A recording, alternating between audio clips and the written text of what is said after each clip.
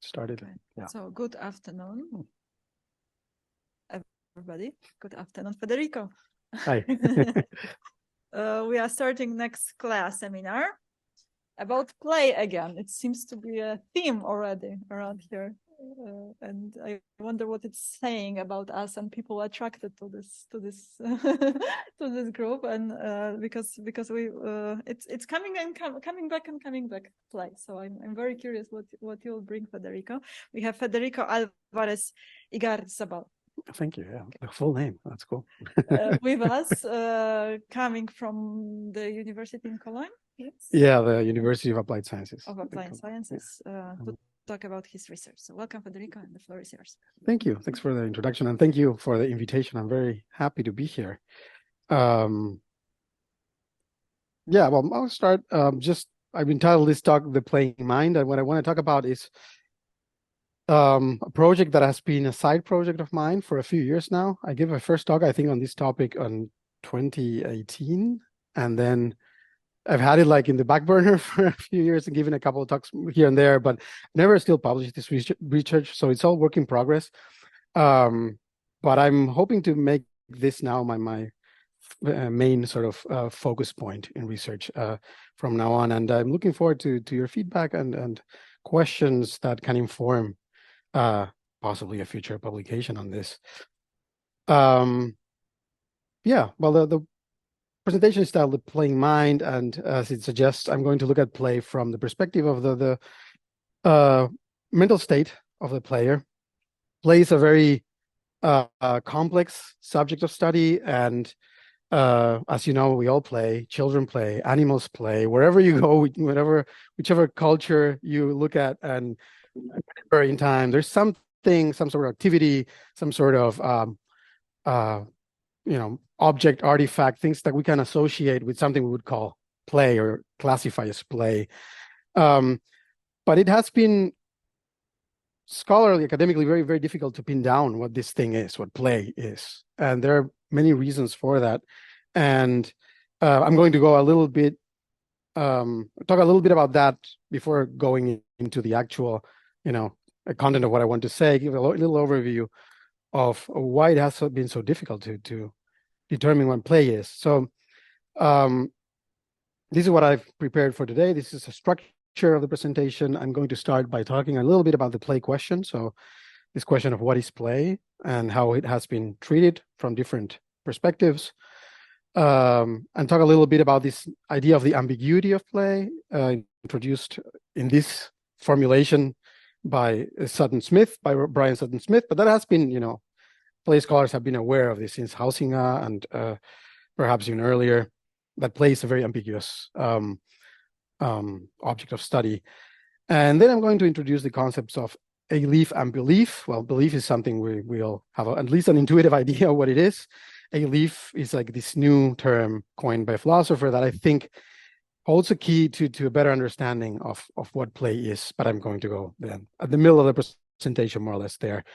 And then on the basis of this work on alief and belief by philosopher Tamar Gendler, actually that's the person who coined this term of alief, I'm going to propose a definition or a characterization of play and then offer some closing thoughts on what I've said. So the play question, what is play? And I think one of, or to explain a little bit why it has been so difficult to define play, it helps to see the study of play from three views or three perspectives. These aren't, tied to any particular discipline or field or anything, but there are three ways of looking at play. And these are the functionalist way, the formalist, and the experiential, I would call them. There are many other ways to separate play scholarship. I've just done it three ways. I think it works in these sort of big groups. But first of all, like the functionalist view being that, what are the functions of play, basically, right? And this goes back, for example, to Schiller in the late 1700s, who proposed a surplus energy theory of play. Basically, we play because we have energy to spare, and then we play to just sort of expend that energy, whatever. It's not a theory that has, stuck around much. Maybe it has some like sliver of truth to it. I mean, we play when we tend to be not stressed or when we're not busy with something that we deem more important. But children, for example, are playing all the time. They don't care if they have more important things to do, and to them, it's the main thing. And that's some people have said, play is a child's work, right? Vivian Paley, for example, said that. There's also the relaxation theory, which is pretty much the opposite of the surplus energy theory. It's the theory that we replenish energy through play, by Lazarus, late 19th century. So we've been spending so much energy, and then to relax and recover some energy, we play. We do something frivolous, quote unquote. This is a very also Western view of play, that it's something frivolous, something we do, it's a pastime. But in this case, to replenish energy. And we have also the exercise theory of play, introduced by Karl Gross in also the late 19th century. This idea that animals, specifically Gross wrote his book, The Play of Animals, and then The Play of Man, arguing that play is a way of practicing, of exercising, of learning things. Children play to learn, and animals play also to learn. They play things that are relevant for their survival and reproduction, for basically spreading their genes. So cats will play, chasing and hiding, and dogs will play fight, or also will play chase, and stuff like that. That will help them develop skills and their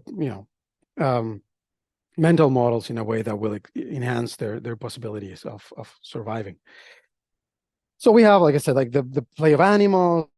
So different disciplines that have this functionalist view, right? From biology or zoology, right? Play of animals. Developmental psychology looks at the play of children and development, of course, and their growth and learning. We can see from social psychology or science or social science, play as a tool for community building, for social bonding, etc. Here's, for example, one example of a definition that's very functionalist. So Sutton Smith, in his 1997 book, The Ambiguity of Play, defined play as the facsimilization of the struggle for survival, as this is broadly rendered by Darwin. Biologically, its function is to reinforce the organism's variability in the face of rigidifications of successful adaptation. Psychologically, he continues, I define play as a virtual simulation characterized by stage contingencies of variation with opportunities for control engendered by either mastery or further chaos. So it's a very explicitly functionalist definition, but it doesn't satisfy me. And before I say why, I want to also emphasize this functionalist view sort of seems to clash with this other idea of play as an autotelic activity. So autotelic in the sense that an activity that we do for its own sake, right? Auto of itself and telic, a goal. Like the activity is the goal in itself. I don't think that this negates the functionalist view. We can understand both as being parallel. And this is also part of why play is difficult to pin down. And we can see them as parallel by distinguishing between the ultimate and proximate causes of behavior. So the ultimate cause of play may be because we learn through play, because we develop as children through play. The proximate is, well, I'm playing because it's fun. I'm playing because I would want to. I don't have to have a reason. That's the proximate cause. Whereas the ultimate can be hidden to us, unless we do science and try to figure it out. But from direct experience, it can be hidden. And that's this difference that I think still leaves the functionalist view valid in some way, but it's not the full picture. And I think it's because it answers the question, what is play for, and not what is play. That's what the functionalist view is doing, right? So it's a different question. It's still very fascinating, way of looking at play, very important, and it's central. These functions of play are central to the reason why there is play, I think, and play is so widespread and pretty much universal in humans and many animals. Then we have the formalist view. Basically, these are observable manifestations of play, things we can directly perceive and then describe and systematize. And this could be behaviors of individuals, like whether it's animals or humans. Well, we're animals as well, non-human animals or humans. Different activities that have certain, perhaps, rules and goals, different spaces that we dedicate to play, events that we organize where play should take place, like tournaments and matches and whatever, institutions that support play, that foster play, and even playthings, right? We have balls, we have toys, we have different things that we use to play with. And by describing all of these things, we can end up with a sort of formalist view of play, which has also problems that has failed to yield, I think, satisfactory definitions. But one example of this is, for example, the analysis of play vows in canines or dogs specifically, but in canines in general. Beckhoff has described this, for example, biologist, and he says that when performing the bow, an individual crouches on its forelimbs, remains standing on its hind legs, and may wag its tail and bark. And through this play bow, the canine, the dog, is signaling and playing. Whereas at the same time, they may be biting you and sort of jumping at you, cueing at the same time, or giving you cues of a fight, but at the same time signaling I'm playing. And formalist views can describe the ways in which we behaviorally signal we're playing. Attached to this formalist view is Wittgenstein's notion of the family resemblance term. Basically, in his philosophical investigations, Wittgenstein uses the term Spiel, so the German word Spiel, as a primary example of a family resemblance term. The problem with this concept while in translation is that it can be translated as play or as game. And in the official translation, it's usually written as game. But he's talking about really Spiel, both things, everything at the same time. A lot of his examples, though, are examples of games. But what it's basically saying is, well, if you want to see, well, look, a family resemblance term, just to sum it up, it's are terms or words that we cannot define in terms of essential, necessary and sufficient conditions. There's a list of essential properties that the thing has. That would be, for example, a case like water. We can define water as H2O, right? This particular molecule with this composition, as long as we have these two atoms of hydrogen, one of oxygen, we have water. That's all the necessary and sufficient conditions you have to have water and to define it. But he says, well, play is not that like that, or games are not like that. You just have to look and see, and then we will realize that there's so many different forms in which we play that you can never get an exhaustive list that will be also present in every single form of play. One form of play will have some forms, some of these characteristics, some form of play may have others, and another one may have something to do with the first, but nothing with the second, and so on. So we have this sort of mess of overlapping similarities that he calls family resemblances. And he said, well, look and see, and you'll find out, there's nothing they have in common. Bernard Suits took this, the philosopher Bernard Suits took this as a challenge, even though I don't think, Wittgenstein was posing it as a challenge. He was just pretty much saying, this is how it is. And Suits tried to come up with a definition in terms of necessary and sufficient conditions. And he said to play a game, basically he was talking about the concept of gaming specifically here. And this sort of formalist view is very common in the field of game studies as well, in the study of games. So the specific subset of play, if you may. And he defined it as an attempt to achieve a specific state of affairs using only means permitted by rules, where the rules prohibit the use of more efficient in favor of less efficient means. And the rules are accepted just because they make possible such activity. The problem with such a definition, I mean, there are many criticisms of this definition, but it's like, there is a way in which you could take any activity with rules and make it fit this definition. It's like, why specific play activities? And the sort of cheat he does is here in the parentheses. He talks about this illusory attitude. So as long as we have the illusory attitude, which he doesn't really define, we're playing, and then it's play. But and it's easy to, yeah, and it's easy also to see how you could take activities where, for example, you already have the goals and the rules are also there, but you still make a game of the activity. If you're saying, oh, we're getting late to class, we have to run there and go as fast as we can. We have to use the most efficient means to get there that we have.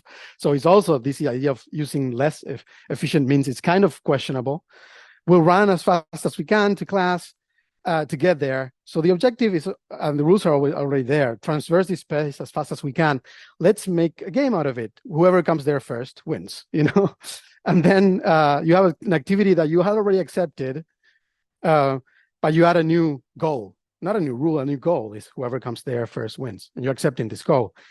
Perhaps one could say something like that. By accepting a goal, you make it a goal that wasn't there yet. You can make it a game, but a little more on that later. This definition still has failed to sort of catch on, I think, in the game studies literature, at least, has been very criticized because of, this sort of, here's where the magic happens, the illusory attitude, and then we're playing. But it sort of relies on the reader's intuitive understanding of what these illusory attitudes may be, this attitude, this playfulness, I guess that's what it would be. There's another consequence of adopting this Wittgensteinian view. One is, I'll take the challenge, I'll define it in terms of necessary and sufficient conditions, take that, Wittgenstein. The other way is saying, well, yeah, he's right, and we cannot define it. It's undefinable. That's the other extreme. And this is what Espen Aset and Gordon Calleja said in one of his papers. You cannot such a vast, and especially because they're writing in the context of game studies, which is a field that emerges also with the objective also to understand video games and this video game medium that arose in the last decades to popularity in a way. So they're saying if you also include video games now, which Suits couldn't have, probably taken into account when you defined games in the 70s, but video games were very, very, new. But if you even take video games, then it becomes, Suits' definition becomes even more nonsensical. It's so it's impossible to define game. They take this Wittgensteinian view to the extreme. And I mean, in theory, you can also, taking the Wittgensteinian view and say, you can have a disjunctive definition, a definition with a list of things that play can and cannot have, but they just say, no, it's impossible to define. And what they conclude is whether a phenomenon really is a game, they say. It's not something we can determine any more than whether the feeling someone purports to have is real love, real guilt, etc. So they're saying basically, if you're playing a game or not, it's up to you. It's up to your decision. But they stop there. They seem satisfied there, and they don't say, we cannot explain that. Just to explain, they don't say phenomenon in the sense of phenomenology, but in the sense of, they're talking throughout the paper of game phenomenon as a cultural phenomenon. They're not usually in the sense of phenomenology. That may be confusing, but here they're talking about experience and the phenomenology perhaps of love, of guilt, a phenomenology of play. What would that be? They don't ask it. They say, we cannot define it. It's up to the person playing the person engaging in the activity, whatever that activity is, to say, well, now this activity for me is play or a game, or this activity is not a game. But I think, well, why stop there? Maybe you can define that. Maybe there's a way. So if play is something that individuals with mental lives do, the problem is, one cannot look and see what happens inside the player's mind. That's a bit more complicated. It's not readily observable, right? Like a behavior, like an artifact, like an activity happening with different agents and interacting. So we need a different approach, which I want to propose later once I'm done with this. But the formalist view basically answers more the question of what does play look like, more than what is play. That's so far what it has done. Still very, for me, important view, very important way of looking at play, very necessary to understand what play is in culture, how it functions, how it interacts with other aspects of culture, etc., how it manifests, basically. Of course, play in the end is a manifestation of this mental state that I want to propose. And one cannot be understood without the other. Hey. And then we have this experiential view. It's more about, exactly what the experience of the player is like. But it's more about, like, you commonly see discussions of, well, play is usually fun, but also some others will say, well, not necessarily. When you're playing, maybe you're very frustrated, you're anxious, you're losing, so you're angry. But still, maybe on a different level, it's still fun, even though you're not doing well. That's a discussion that you can have. The flow state Csikszentmihalyi's flow state is also very much a part of this experiential view, this state of deep concentration where time passes by really fast and we have a feeling of control of what we're doing. That's very much a part of games and different types of play, maybe of all play. Also, this idea of seriousness versus unseriousness. Well, play's not serious, but we can also play very seriously and get angry and try to win, or take the play pretend we're doing seriously. And but there's also maybe also another level in which we can say play separate from real stakes, real consequences. But that's another discussion to be had as well. Play is associated to curiosity, learning, experimenting with the world, and also an important one. It's a play is free or voluntary. Like I decide to play. I think this is one of the key ones. And that there's largely agreement on this. You cannot be forced to play. You can't be forced to take part in an activity that we would call a game or play, but to be in this playful mindset, I think that's harder. I think that's something that that has to arise voluntarily from the individual. One example of an approach that try to define play in terms of mostly experience is Eberl's approach in 2014. He lists 6 basic elements of play: anticipation, surprise, pleasure, understanding, strength, and poise, or like a balance, right? So play is first anticipation. Before we play, we're anticipating what's going to happen. Play is uncertain. If it's a game, am I going to win or not, etc. Surprise, again, unexpected things arise from play. Pleasure, yeah, we have fun with play. We enjoy it typically. Understanding, because play can help us understand ourselves, understand others, understand the world, our social context. Strength, because it's about mental strength, but also physical strength and ability. And poise, because it's about a balance. And this has to do with flow as well, this balance between our skills and the challenge and task post there. But still, I mean, yes, these are all parts of play, possibly, and of most play, or typically parts of play, but I don't think this suffices to make a definition out of it. Again, I think you could take a lot of activities that are not necessarily play and still also list this, describe it with this list. So fair enough, good description of some elements of play, but not something that distinguishes play from non-play, I would say, necessarily. So this is more the answer. What does play feel like? What is the experience of play like? But I think, even though I'm going to talk about a mental state, it's not necessary. It's beyond this experiential aspect of play, what I want to propose. And before I go into my more into the details of what I want to do to try to define play, I want to talk about this ambiguity of play I've talked about before. That's the title of Brian Sutton Smith's 1997 book, The Ambiguity of Play, one of the central texts in play studies, I would say, nowadays.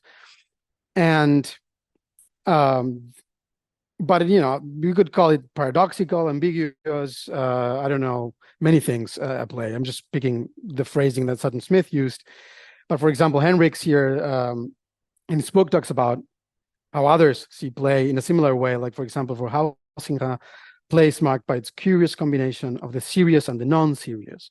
For Gregory Bateson, players carefully establish boundaries between pretense and reality.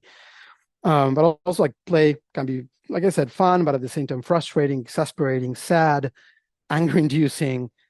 Play can be seen as productive, but also unproductive. I don't go to maybe play motivated by producing something, but maybe while playing, I'm still developing social skills, other types of skills. So there's some sort of productive element to it, even though that's not perhaps the conscious, explicit motivation that drives us to play. And play has also this mix between fantasy and reality, right? This it's like a liminal space between those two. Like Roger Calois said, for example, play is accompanied by a special awareness of a second reality or a freehand reality or against real life. It's also related to these concepts of make-believe or suspension of disbelief, poetic faith, which is actually the term that Coleridge was trying to define. But suspension of disbelief caught on a bit better, I think. I'd say a little bit more about these concepts later, but these are typically seen in the context of fiction, but I would say fiction is a form of play. It's like pretend play in a way. And this is part of all this ambiguity of play, right? This sort of liminality, this idea of we're playing in the real world while experiencing things that are not necessarily real, that are part of fantasy or fanciful construction. A way to solve this ambiguity, like Janet Murray says in her book, in 1997 book, Hamlet on the Holodeck, we can just say that when we're playing, we actively create belief. We just believe what we do while we're playing. I think this goes a bit too far, personally. And I think if we're going to call belief what I do when I'm playing pretend with my son that I'm, I don't know, a monster and chasing him, if we're going to call that belief, then we need another word for actual belief. Because I don't believe I'm a monster. My son doesn't believe that I'm a monster either. We're both sort of in this liminal space where it's fun to pretend that I'm a monster. There are some parts of the experience that are kind of as if I were a monster, but neither of us believes that. Otherwise, our behaviors will be much different. My child wouldn't be running and laughing. He would be screaming and crying, right? And calling his mother or something. So I think this approach just takes it too far. It's creates an illusion of clarity, I think, that isn't there if we could just call it belief. One step in the right direction was taken by Bateson, and these are the final slides, I think, before I get into my approach. Gregory Bateson proposed this notion of meta-communication to talk about play. And he says that playing is in a way exchanging signals which would carry the message, this is play, like the dog doing the play bow, right? And he proposes or tries to characterize play as a mental state or as a frame, he calls it. It's the play frame, it's a mental frame. And he says that there is an unconscious or primary process and a higher or more conscious mental process, both at the same time, acting while we're playing, and that this play frame implies a special combination of these primary and secondary processes. He sketches this sort of play frame in his essay, but he doesn't, it's towards the end of his essay, and he doesn't really specify much what these processes are, or could be cognitively speaking. But I think this is already a step on the right direction. And so yeah, basically we say this play frame when for example, two puppies are playing, they're doing the play bow, but they're at the same time biting themselves, trying to overpower each other. So in a way, it's like they're sending signals like I'm playing, but also at the same time, I'm fighting with you. I'm challenging you to a fight. Let's see who wins.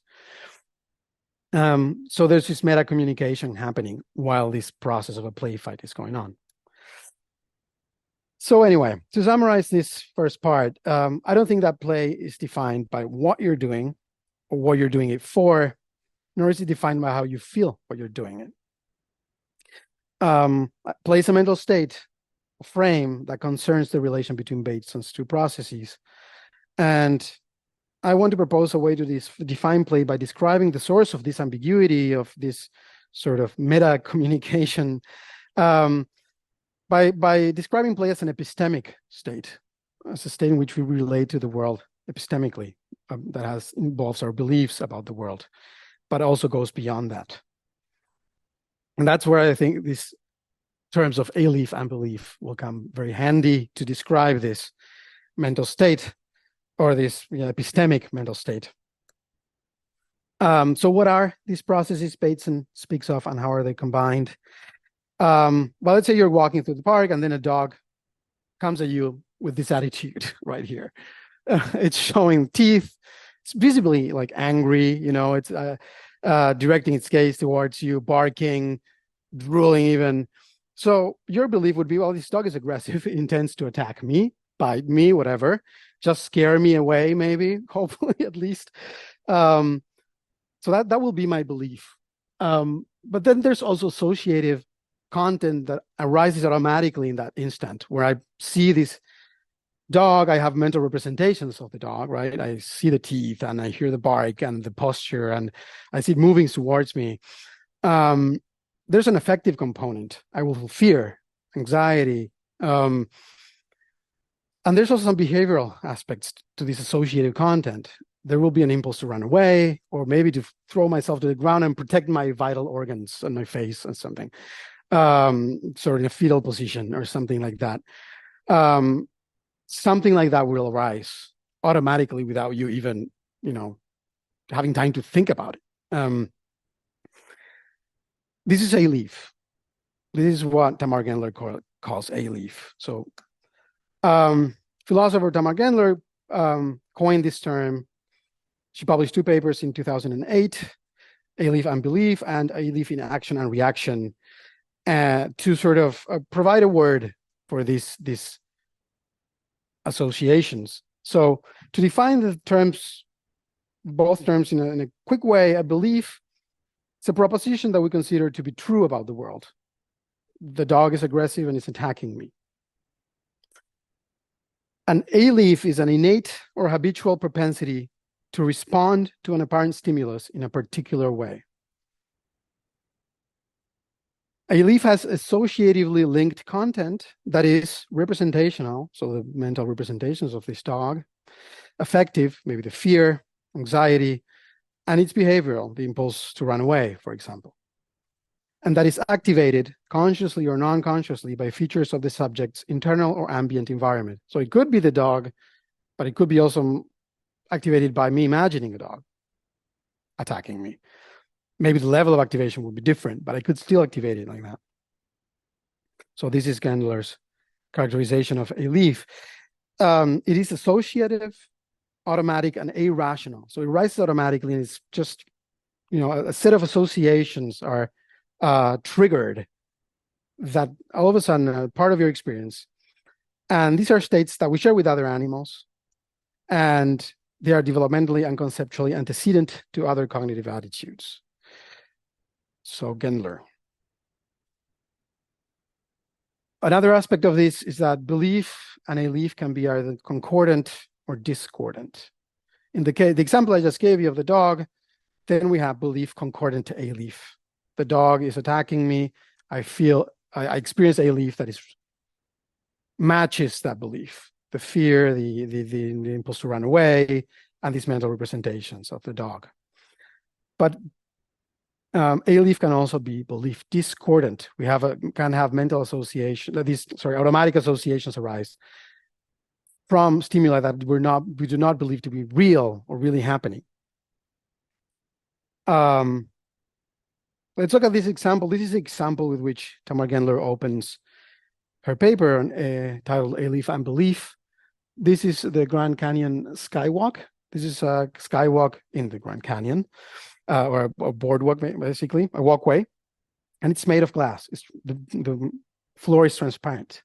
And what you see below you is a fall of 1,000 meters, basically. It's hanging off the cliff like this, like a horseshoe.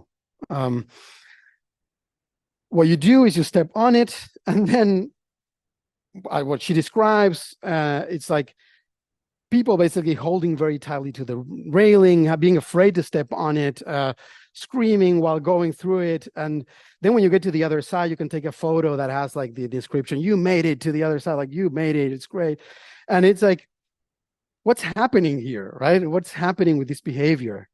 Why are people doing this? And it's like, well, one way to explain it is people stepping on the skywalk and walking on it believe that it's safe, believe that they're not going to fall down. But they're assaulted by this alief that they cannot control, that activates automatically, but just looking at the fall. You have this representation of, whoa, big fall below me. And so you get scared, you have vertigo, and then so that activates also some motor behavior, like hold yourself tight to something or whatever. Some people just do irrational things, like they throw themselves to the ground and go like crawling, or it's a very unusual situation, of course. We probably don't have the proper automatic motor behaviors. We haven't trained them to react to a situation like that if it were real, if we were actually falling. So this is the way she explains it. This is a case of belief discordant alief. She also states that we're not in a position to alief at will. I cannot just decide I'm going to be afraid now and have this automatic impulse to want to run away. I cannot do that, but I can create a situation that will lead me to leave something. So that's where I think I can, now construct the definition of play on this basis. And I'll just throw it out there. I will say play is the intentional activation of belief discordant alief. When we're playing, we're intentionally activating belief discordant alief. And we can do this through different strategies. And I group them in these three. Again, this could be maybe grouped differently, more, fewer categories, something. But we can use the means of games, of fiction, or of risk-taking to activate alief.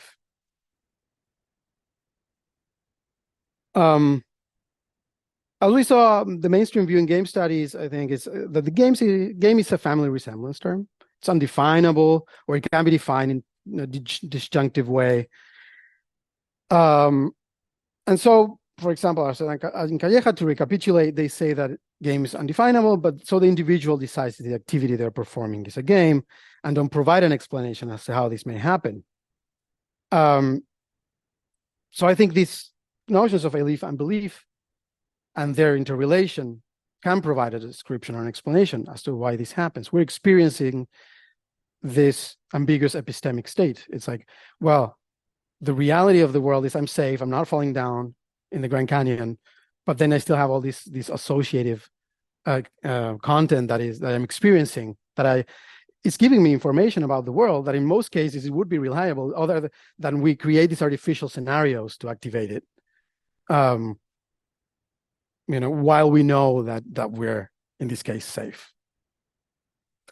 We have also, for example, in the case of sports, Stairs, the philosopher, has talked about this puzzle of sport, that we care disproportionately about the outcome of games.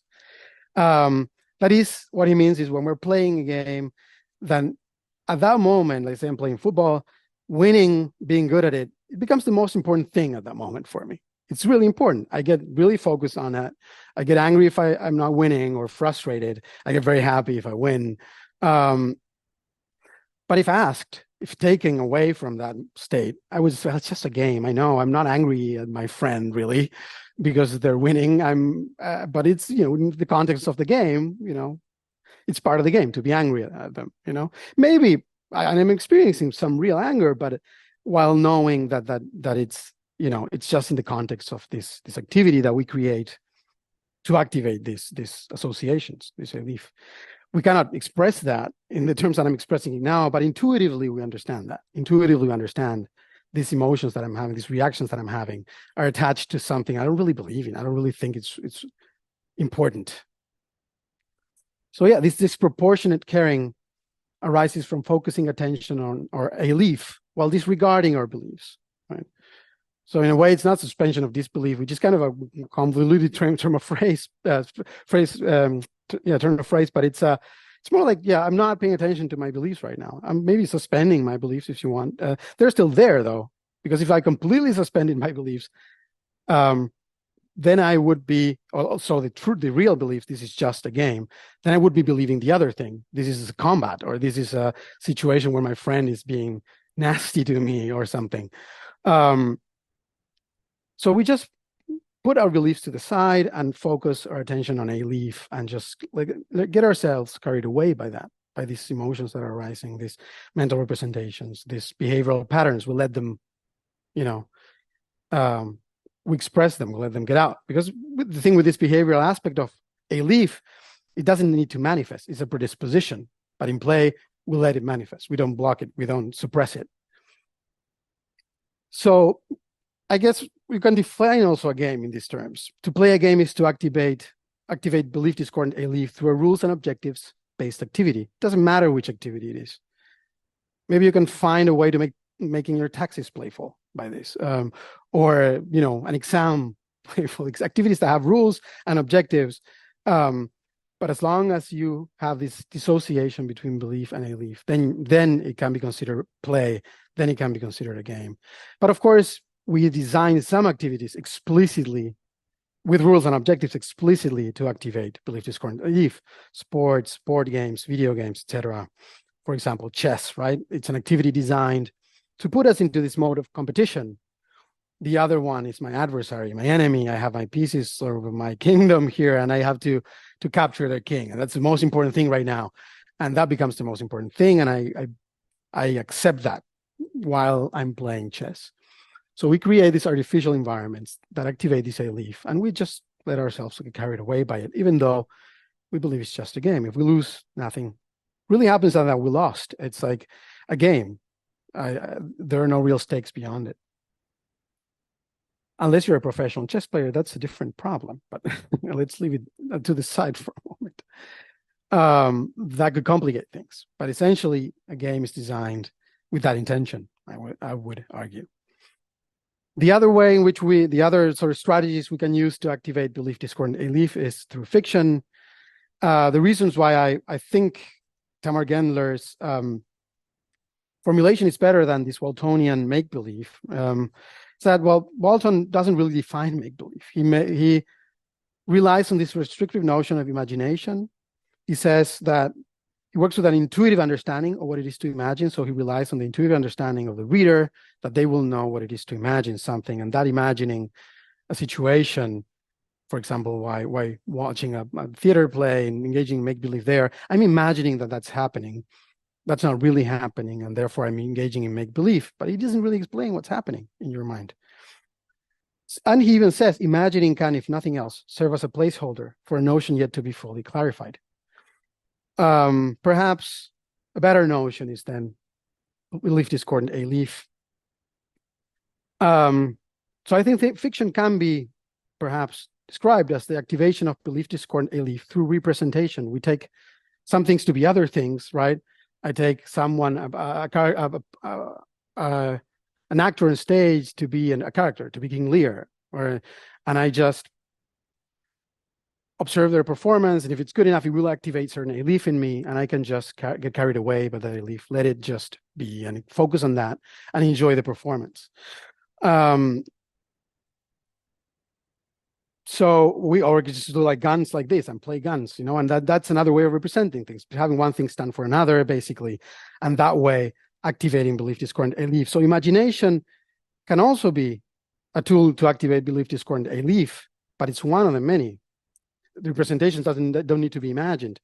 We just have to accept this is a gun now, this proposition, and then alief is activated, and then we start behaving according to certain rules, or to certain, accordingly, as if this were a gun, really. And yeah, if we go to the movie theater, same thing is happening. We're still looking not even at people. We're looking at light reflecting on a screen, the representations of actors who are playing characters, but it activates all this in us. This first of all, we have mental representations. Then it activates an affective component. We may be crying or happy or angry, and certain behavioral predispositions, right? Whereas movie watching is probably more of a vicarious play activity. We still may close our eyes or scream at the screen or do things, right? On the while staying on our seats. Also, fiction and games can work together. In video games, it's very common by activating belief discordant alief through their respective means and working in tandem. Just one example of many I could pick is Hades, for example, of Supergiant games. It's a game where you're playing Zagreus, that person there who's Hades' son, and you have to escape the underworld. And there's a whole narrative attached to this, and you want to find out who your mother is, or and escape the underworld, basically, and leave your father, with whom you have a very, very complicated relationship. And you're stuck in this loop where you escape and go back, or try or die without failing to escape, and then go back to the beginning. And there's this whole fictional layer to it, but there's also a gameplay layer. It's the combat game. It's a game where you're fighting the armies, basically, of Hades that are trying to stop you from exiting the underworld. And there are certain rules that come with that, and mechanics that come attached to that. And so here both strategies are working together to give you an experience. of belief discord and alief. And finally, we have what I hear called risk-taking as a strategy to activate belief discord and alief. This is also related, for example, to Calois' notion of feelings as a category of play that he has, which is basically vertigo. We produce activities that give us vertigo, which is one term of many that I could pick. But so in this case, play could be seen as the activation of belief discord and alief through participating in vertigo-inducing activities, could also say fear-inducing activities, like these emotions that are uncomfortable, that are we try to avoid in other aspects of life, but that we seek, for example, in roller coasters and amusement parks. And it's a big industry to induce vertigo and fear and anxiety in people for the sake of it, for play in a way. We engage in activities that give us this sense that we're at risk right now, physical risk in this case, right, of falling, hurting ourselves, dying. But on some level, we believe we're safe. Also, the skywalk is an example of this, where all the activation of a leaf that we experience is associated with a risky experience, with an experience where we're not safe, while believing at the same time, I'm actually safe. Otherwise, we wouldn't hop on these monstrous things if we actually thought there was real danger, or a high probability danger. There are other activities, like, for example, extreme sports that take a different type of constitution, but I would argue also they're also for the people who like to engage in them a form of play. In the end, they trust that they're going to be safe and not going to die by jumping with these suits, or from a plane with a parachute or stuff like that. There's also this other notion that is attached to risk-taking, I think, the Sussman called perverse actions. And it's just doing something for badness sake. It's wrong and you still do it, It's not because you're a pervert. That's the different thing. That's not the qualifier I would use. This is just a perverse actor, maybe, let's call them. It's also risking perhaps in social punishment, right? By doing something you're not supposed to do. It's against the rules, right? Here's an interesting example. Agnes Callade, this a philosopher, talks about unruliness, this idea of unruliness. And she says that she talks about an example like of her own experience in life. And this is Paul Bloom, psychologist Paul Bloom, actually quoting her, because I don't have access to her actual essay. It's behind a paywall. But Paul Bloom wrote about this in an Atlantic paper, article. I think it's the Atlantic. But he says, well, sometimes when she's on a deserted road at night, she likes to walk on the double yellow lines. One evening, she decided to lie there in the middle of the road. She kept her arms pinned to her sides so that cars could pass on her left and right. A policeman approached, alarmed and confused, as she would be. Was she drunk, high, suicidal? And he continues, Callade explained that she had for many reasons for being there. She wondered, among other things, what the stars would look like from the road's perspective. Mostly, though, she wanted to know how it would feel. So as you can see, this person is a very particular type of person. But I think this is also a form of playfulness, bending rules, putting yourself at risk at the same time. It's a mix of both, a physical risk, but also the bending the rules, this idea of we're not supposed to do this. It's even illegal to do that. And there's a vertigo attached to breaking the rules and to risking social punishment that we also can find exhilarating. And of course, it's up to each individual to know how much risk they're willing to take and how many consequences, what type of consequences they are willing to risk by performing one of these activities. But I think this is also an interesting type of play. Some closing thoughts. I think the interesting thing about approaching play this way is that it makes play independent from the specific activity that is being performed and from the function that the activity performs. Play does not need to be fun or non-serious. It doesn't matter. It's an epistemic state. It can clear up theoretical mix-ups. I didn't get into this, but like seeing rituals as play, like religious rituals and magic rituals. That, for example, housing makes a big point of this, of saying, well, ritual in some societies, maybe we call them hunter-gatherer societies, is a form of play. But I would say, if you actually believe that you're getting in touch with the supernatural world, with higher powers, then it's not. Then you're activating alief through rituals by wearing masks, doing dances, I don't know, doing it in a specific atmosphere created around a fire or something, or, you know, mass in a church or in a Christian church. I think they activate alief, but it's belief concordant for those who take part in this ritual and believe in this supernatural sphere and in gods or in ghosts or demons or whatever. It gives us more specific language to talk about metacommunication and the ambiguity of play. Gendler also connects alief a lot and argues about alief from a perspective of psychology and disciplines that are more empirically grounded. So I think that's a big plus. It has a connection also to the empirical sciences, and she connects it a lot, for example, to Paul Rosin's experiments. Paul Rosin did a series of experiments where he showed, for example, his participants, they gave him soup in a bedpan, for example, a clean, brand new bedpan that just opened and poured soup in it. And the participants were, of course, disgusted, but as we would all be, I think, even though they believed that was a perfectly safe container for soup because it hadn't been used as a bedpan.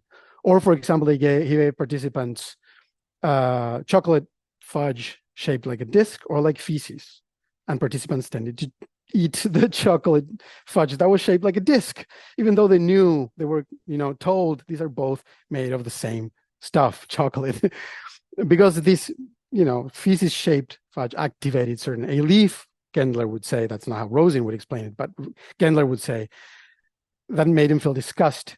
I'm almost done, so if we leave the questions for the end, yeah, I would appreciate it. I think it advances the state of the art with regards to games and fiction. The games and fiction are usually seen as separate because they're formally so different in many ways. But I think we're seeing that it's sort of underlying, mental epistemic state to both of them, even if they're different manifestations of that thing that have different, observable characteristics in a way. And so it brings non-narrative games and fiction closer together. Also, non-narrative games like Tetris, for example. This is a problem more relevant to the game studies field where I'm actually more engaged. But it's a discussion that's been going on for a while. So you'll see, well, Tetris, maybe you could argue it's not a narrative game. Tetris is just blocks falling. You can take it literally as it is and still have fun with it because you're accepting the goal and the rules of the game. But then you can understand that there's an underlying epistemic state that also connects to fiction, and that's how these two things are connected. So yeah, understanding play as the intentional activation of belief discordant alief frames it as an ambiguous epistemic mental state, basically as a way of engaging with reality. And I think that's the way in which this approach to play can help us define it and be more informed about what this is actually. This is still work in progress, so disclaimer caveats, this definition may only apply to a subset of play. I'm open to that. I'm also open to this completely not applying to play and arguments like that.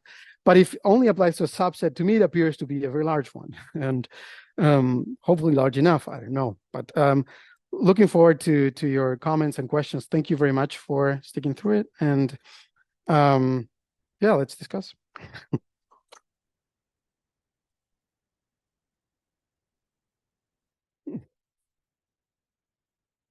Mm-hmm.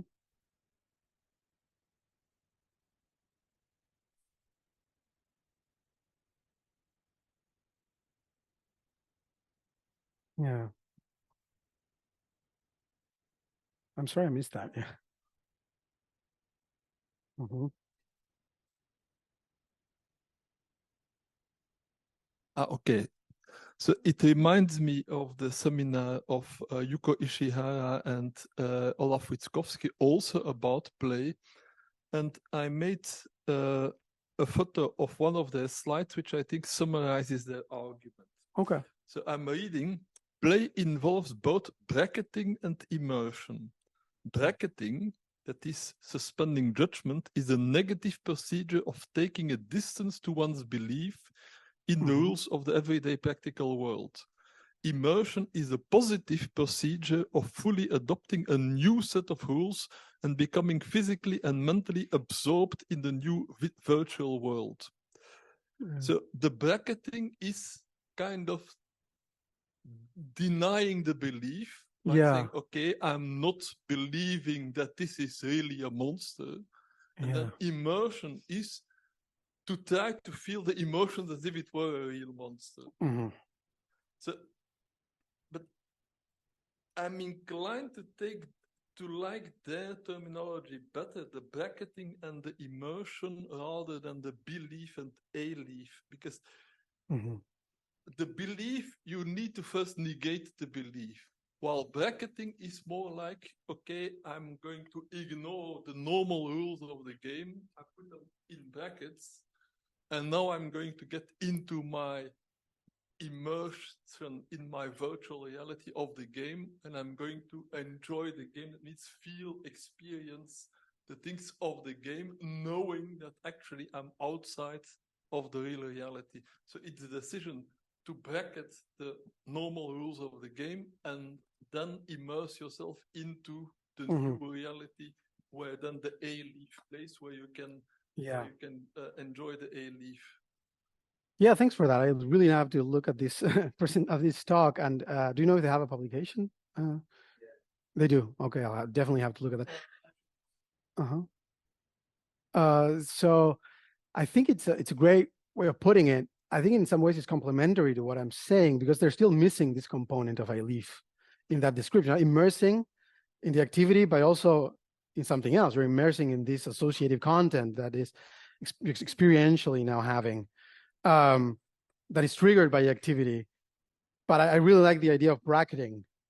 So I think that's actually very useful for, formulating what I'm trying to say maybe even more clearly. And I think both approaches could be very, very well complementary. I still, from your explanation, I should look at their talk and see that exactly what they're saying. But seems like it's still missing this component of this second parallel reality, that it's this activation of alief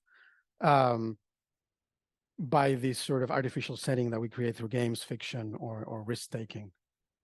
But thank you for that.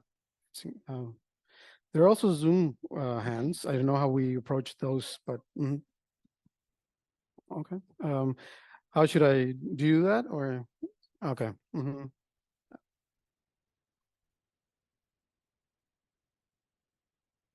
Mountain, you can speak now. Yeah, hello.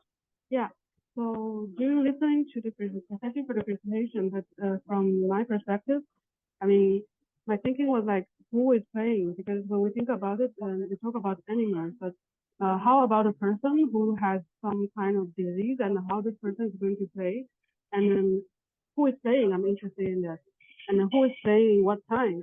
And who is playing what kind of situation? So I'm very interested in this. Yeah.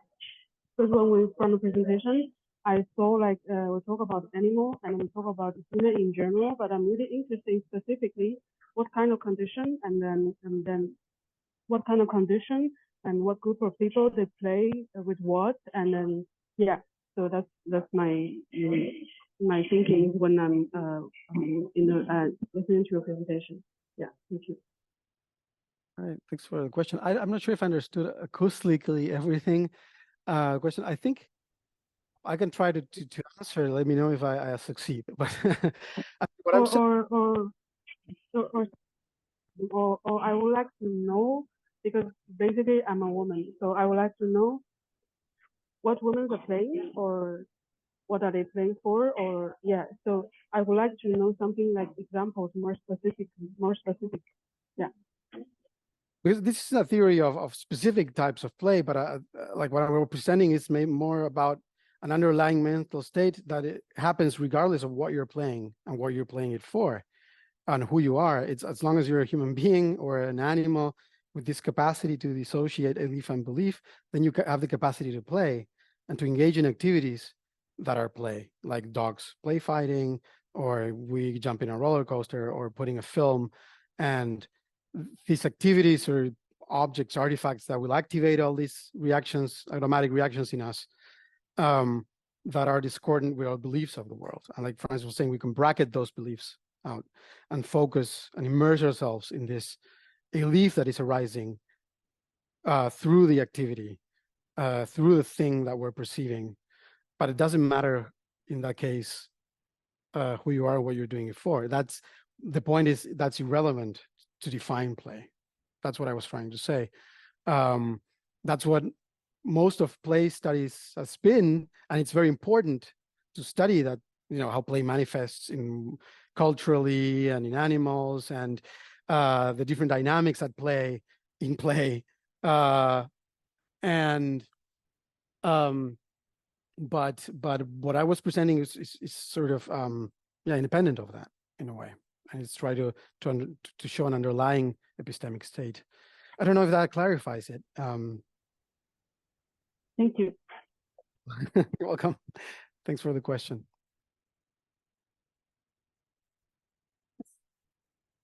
Sonia. Mm-hmm. Hi. Is me now? Okay. Yes. Okay. Yeah. Thank you. Very, very good talk. And again, listening to your ideas. I think I probably said the same last time, but still want to repeat. If I haven't, then it's something new, which is we'll see. The extent at which this has been covered by, models, in probabilistic models, belief probabilities and all that. So how this relates, I was checking a little bit about the alief research, and it seems to be something more in the side of philosophy and all that. So I wonder if there has been any attempts to turn this more into like a model, because it will fit very much into what we did before with the quantum cognition, for example, where you can have the alief and belief kind of in superposition. Okay. So, and also I was thinking simply that we can have like infinite models of the world, what's going on at the moment, and we tend to attribute this idea of belief to that thing we have a higher kind of probability for. So the thing that will come out every time you ask, the most likely thing to think will be that, and then alief is something that is not a belief, but the context, the situation, the whatever, some contextual aspect of it makes it more likely under those circumstances. All right. Yeah. That's why it starts competing with the belief. So then when you experience it over time, I'm thinking about the dynamics of mental states. So when you experience over time, like the notion of what's my mental state, then maybe it's not conscious. It's not a conscious process, but if you are in this bracket immersed moment, then it's very likely that you will think that reality is the game. So all the emotions, all the kind of psychological stuff that comes out of that model of the world will be the actual thing that happens in your personal experience. But still, you from time to time have like an idea. No, it's just a game, But so there is a sort of probabilistic kind of statistical thing that you can see when the statistics shows a coexistence of the two things. Yeah. You are maybe in the process of bracketing or in the process of immersion, and bracketing and immersion sounds like a mechanism to do that. And maybe there can be others too, but still I believe that this can be framed with let's say, easily speaking, with numbers. Yeah. I mean, whether, like, my question is if there is some reason for that, and if not, glad to discuss further. I would love to discuss that further. I'm not into that literature of modeling much, so I cannot say for sure if it has been done or not. Not that I know of. That's all I can say. But I'm also very ignorant of all that literature, so it may be some modeling there. Gendler does not mention anything like that that I remember in her papers, but these papers are from 2008, so maybe something in the intervening time has been done. But it would be worthwhile looking into it, I guess, and I would be fascinated by that sort of model if you were willing to work on something like that. Yeah. But unfortunately, I cannot give you a yes or no answer. Yeah, a clear one at least. Yeah. Thank you. Yeah, but thanks for the comment. Yeah. Mm-hmm. Mm-hmm.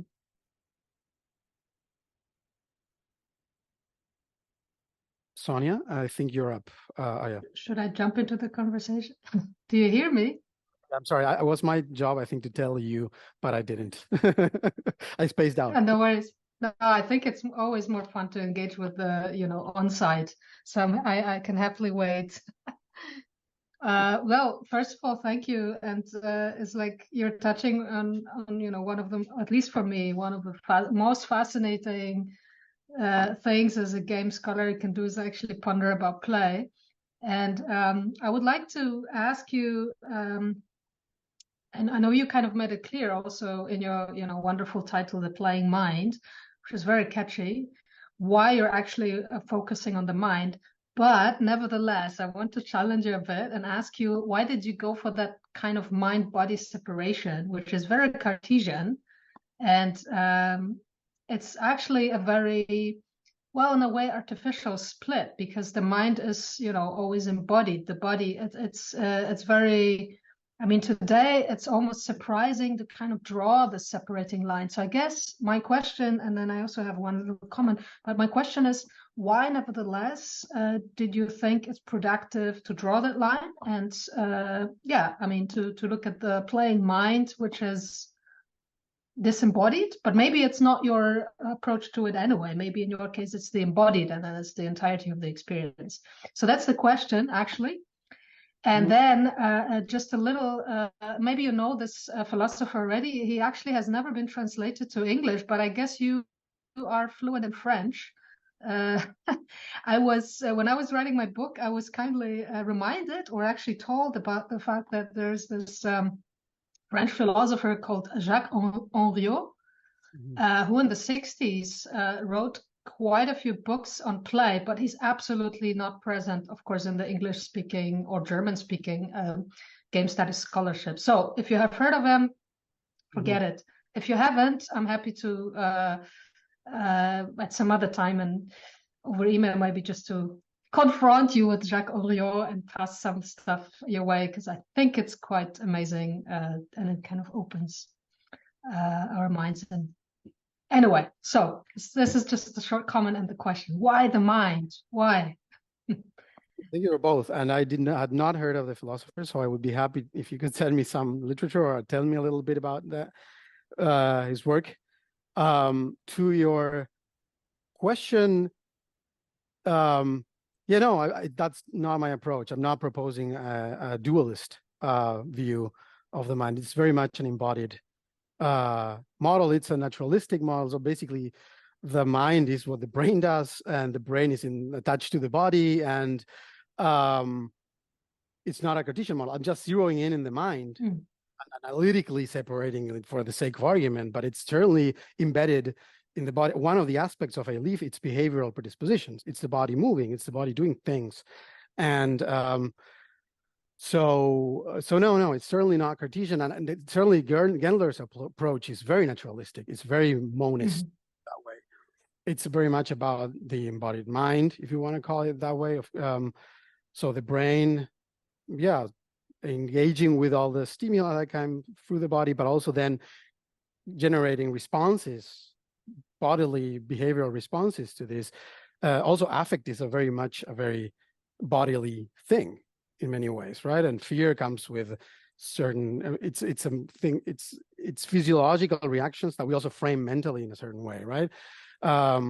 But there's no separation in this theory. Maybe I should have been clearer about that. Somehow I would have to think about that. No, that's great. It have snuck into my explanation, but it is it's most definitely it's a monist view where mind and body are one thing, and a material thing certainly. Yeah, great. Okay, thanks, and looking forward to reading and finding out more about it. I just want to say, wonderful playful chairs you have there in that room, by the way. puts you in the vertigo kind of position. Really great. Thanks, Sonia. See ya there. See ya. Yeah. All right. Yeah. Yeah.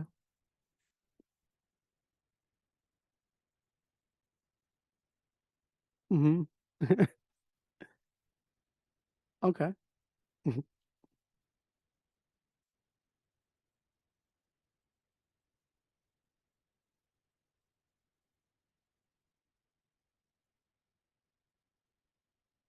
Mm-hmm.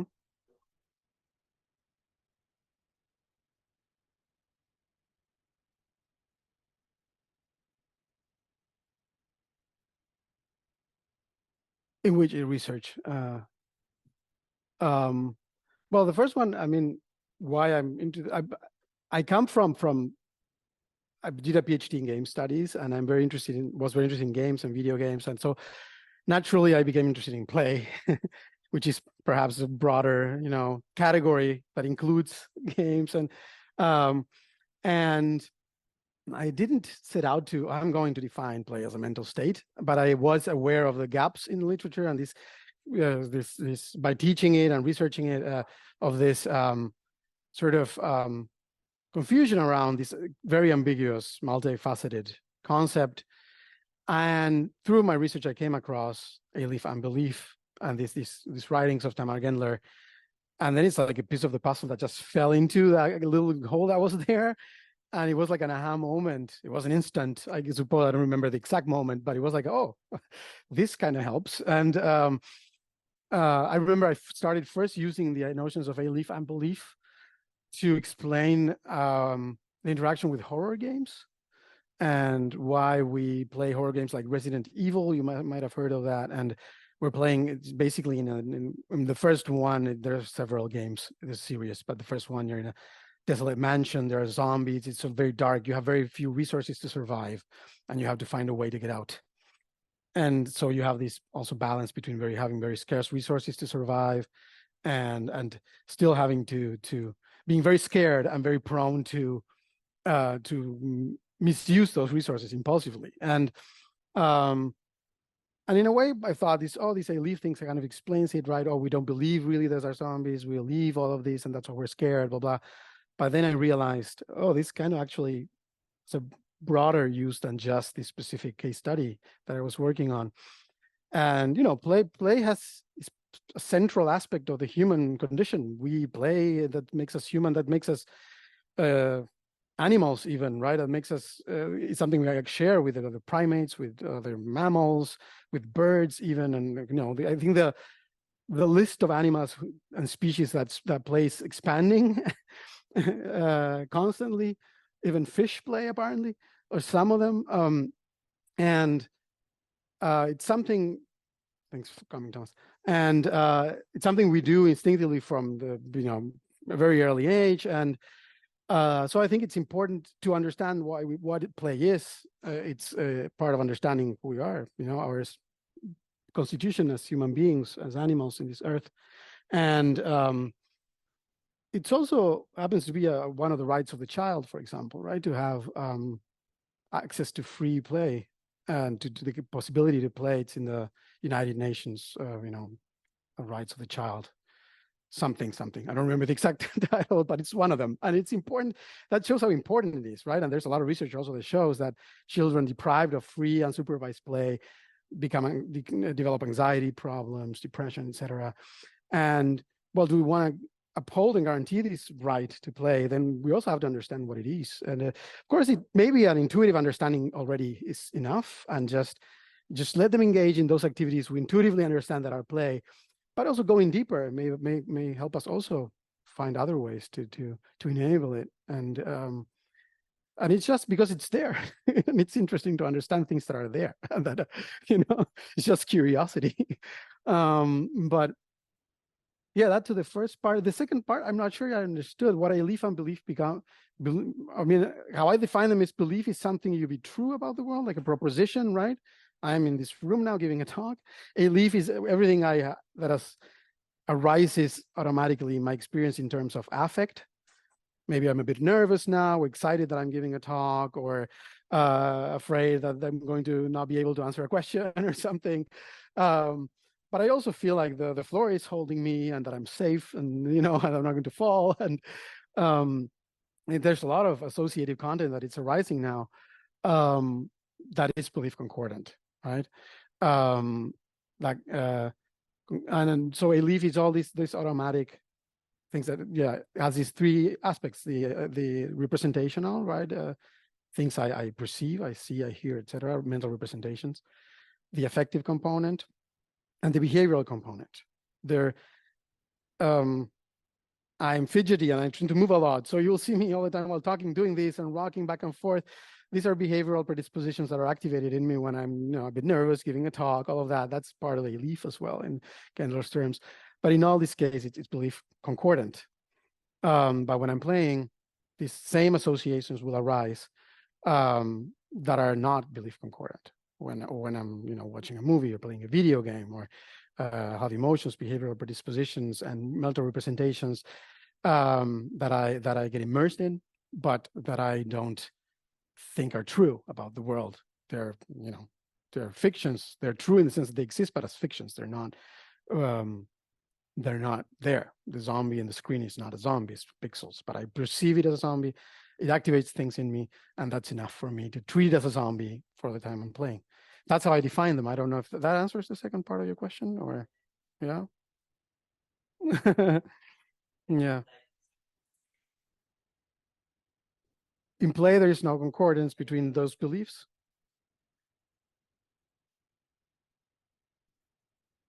Yeah.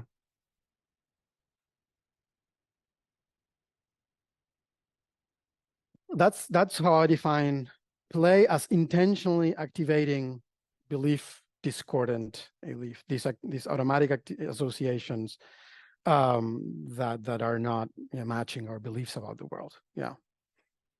Like playing a sport. Oh, I'm in a combat situation. I have to win. I have to be better than the others. Belief this is just a game. This is just a game, and it's friendly, and it's for the sake of fun. Let's put it. And those things are dissociated while playing. That's what I say. Yeah. Okay.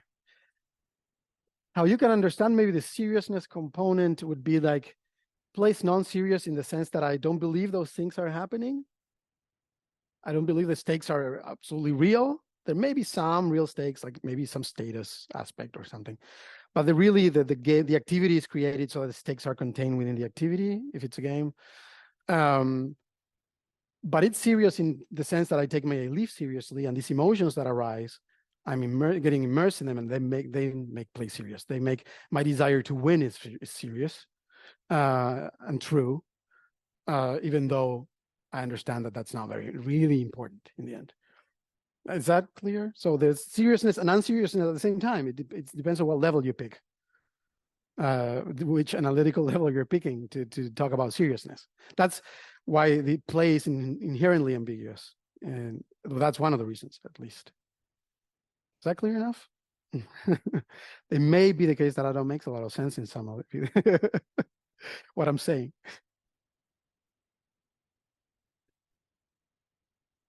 You already anticipated part of the things I was going to say. You spoke about the children that become anxious when they don't have free play. Mm-hmm.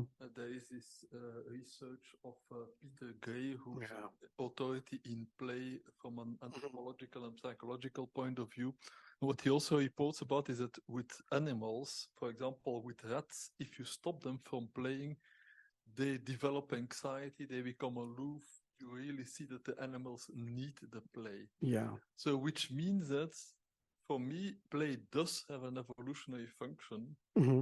And the evolutionary function, if you want to put it into your framework, that is to activate the alief, which is much more complex than most people think, so that you can explore all the different alief situations. That means different kind of feelings, movements, intuitions.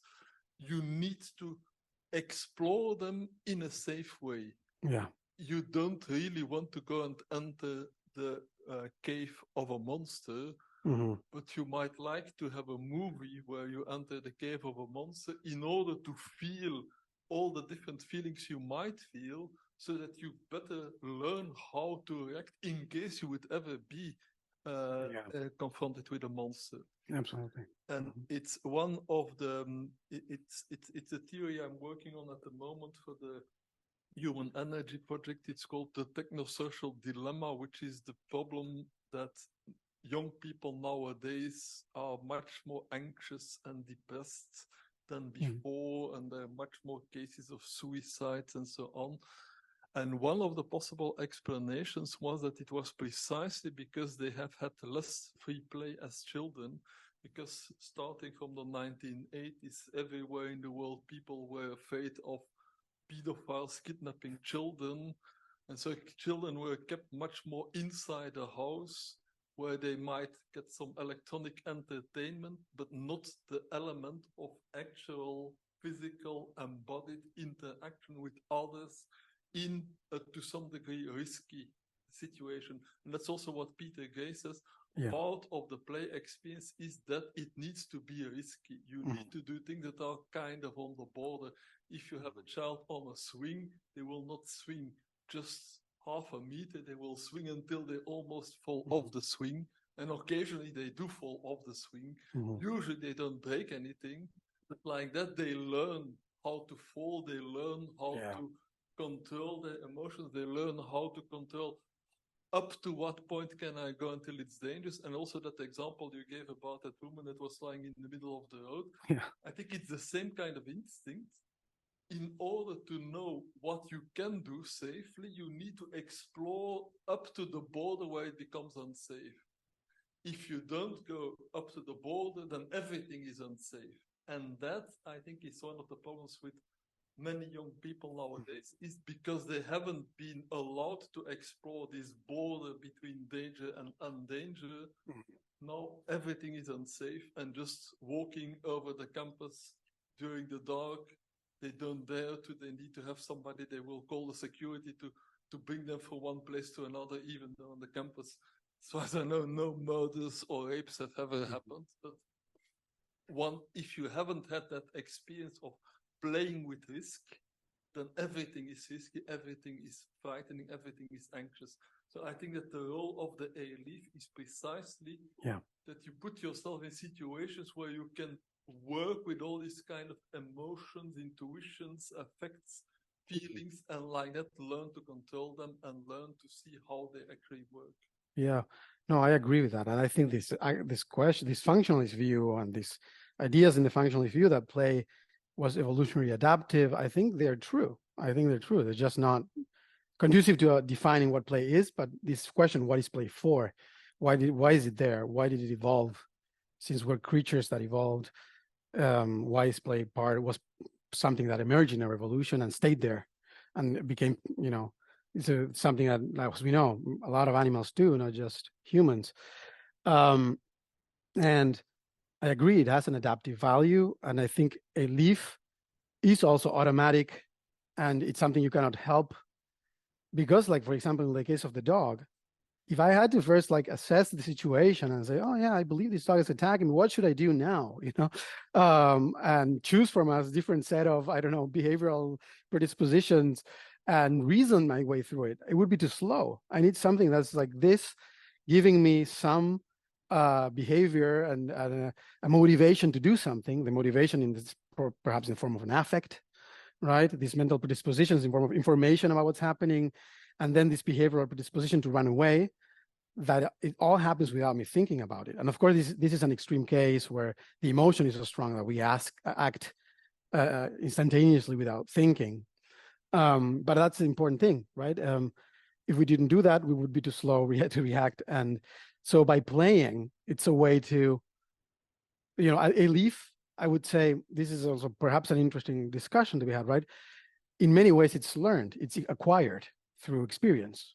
I associate, maybe if I was attacked by a dog when I was a kid, as an adult, I would react differently to just seeing a dog than if I had a dog that I loved when I was a kid and I had the best relationship with my dog. I was like, oh, nice, a dog. And the person who was attacked as a child will be, maybe reluctant to approach a dog, any dog, doesn't matter if they're aggressive or not at the moment, because we would have experienced different things in our lives, and that would have led us to have experienced different alief in situations that resemble that traumatic experience, that bad experience. Also the same with good experiences, of course. So alief is in many ways, I think, acquired through experience, and we can create these scenarios that give us a lot of information about other people, about ourselves, how we react to things, to push our limits, how we negotiate, how we deal with frustration and stress and fear. And by pushing the boundaries, like Agnes Callard was doing on the street, we're also learning a lot about ourselves and about the world, just what it feels like to be in the world. And I think it has play in that sense drives our learning and experience and creates new alief of itself that later may be also activated and be helpful for survival in a functionalist way. The fact that we use it purely for fun as humans, maybe other animals too, maybe that's even like a spandrel, like a byproduct of evolution. I don't know. Like if I play Tetris, I'm getting less information that's useful for my survival than if I actually play fight, right? Or I don't know. So I think we create these artifacts that hijack this sort of evolved mechanism just to entertain ourselves. But it certainly, I wouldn't disagree that it has a functional evolutionary value. And yes, I also agree, and I'm familiar with Peter Gray's research. Jonathan Haidt makes a similar point. He's a social psychologist. I think he's in Johns Hopkins, and he's very critical of helicopter parenting, and he's very much in agreement with Peter Gray that there's a generation, especially, I think this argument applies especially to the United States, but it maybe also applies to other regions. But in their case, at least, they're looking mostly at the US. There's a generation of more anxious, more depressed people because all the play they had was always supervised by adults, was organized, was like, oh, baseball league or whatever, but always with an adult, never alone children, always in like more or less same age groups. Whereas if you let a group of kids, mixed age, go alone into the forest and no supervised, they will learn a lot more about many useful things for survival, dealing with anxiety, dealing with problems and stress and frustrations. And that's why play is fun, but at the same time, it isn't. At the same time, it's dealing with all of these negative emotions. And that's also part of this ambiguity of play. Well, I'm playing because it's fun, but while I'm playing, I may be more aware of the other aspects that, oh, this is difficult, this is frustrating, and because we're learning how to deal with all those emotions, we're learning about them even through play.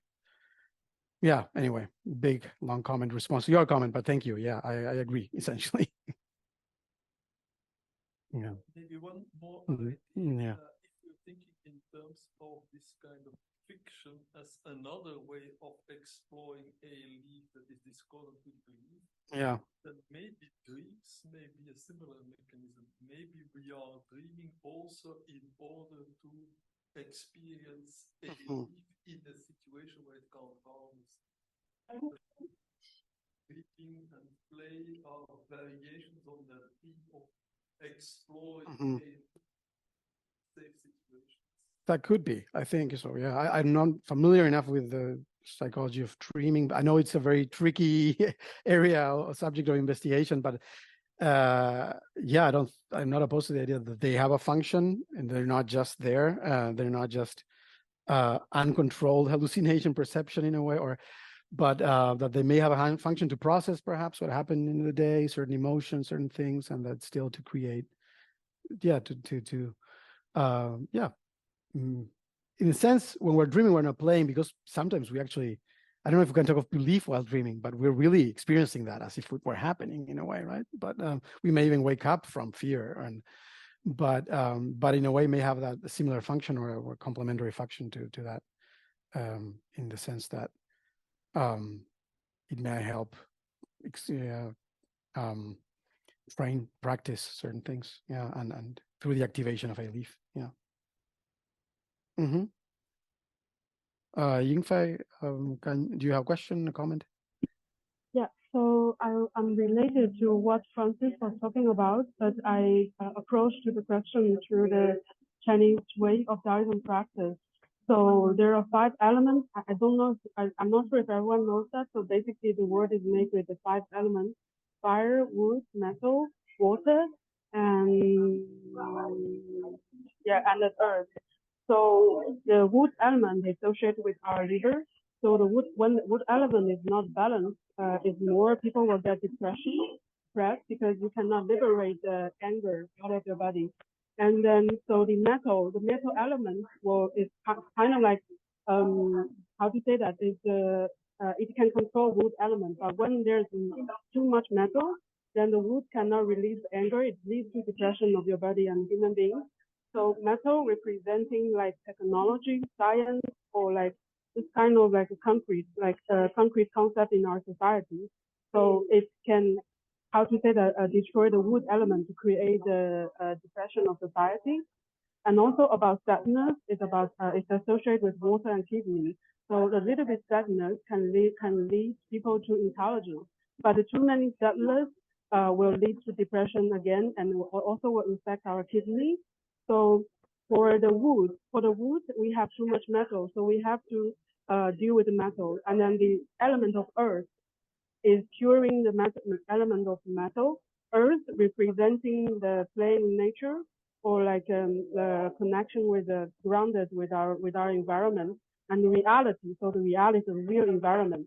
And also above plane is associated with element of fire, and fire is representing with our heart.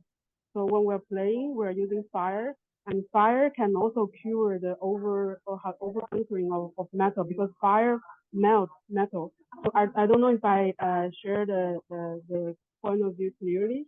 So directly from the Chinese Taoism perspective, firstly, we need to be grounded, to be in the real nature and play in real nature. And secondly, we have to play through the play and fire evaporate the water, the sadness in our heart, and then try to melt the metal in our body to liberate anger. I don't know if it's clear. So yeah. Metal represents technology or like science or like this kind of thing that concretely, like the hard thing, very hard to melt. That's why we need to play, because play represents fire. If we play, we can shape the metal into the things we like to. For instance, if we play, we use the fire of the heart to shape the metal into weapons or into tools we want to use. So that's truly like from the Chinese Taoism way of looking at society and looking at play. So I hope it makes sense. I'm in a cafe, so the background is a little bit like with all that. Yeah. Thank you. You were just explaining, but it's very cool. It shows also like how, yeah, I think a lot of these sort of theories that use these sort of metaphors as well, fire things. We see also this alief that these elements arising as can serve. Then we can compare them to behaviors, to other things, because they arise similar aliefs, I guess, and then we can use them, metaphorically in that way, to explain behavior and human activity. I think it's it's a very interesting perspective. Yeah, thank you. Oh yeah. Mm-hmm. I am Sonia, and I'm not really in this. I mean, I'm a scientist, so it's totally different, my approach. Mm-hmm.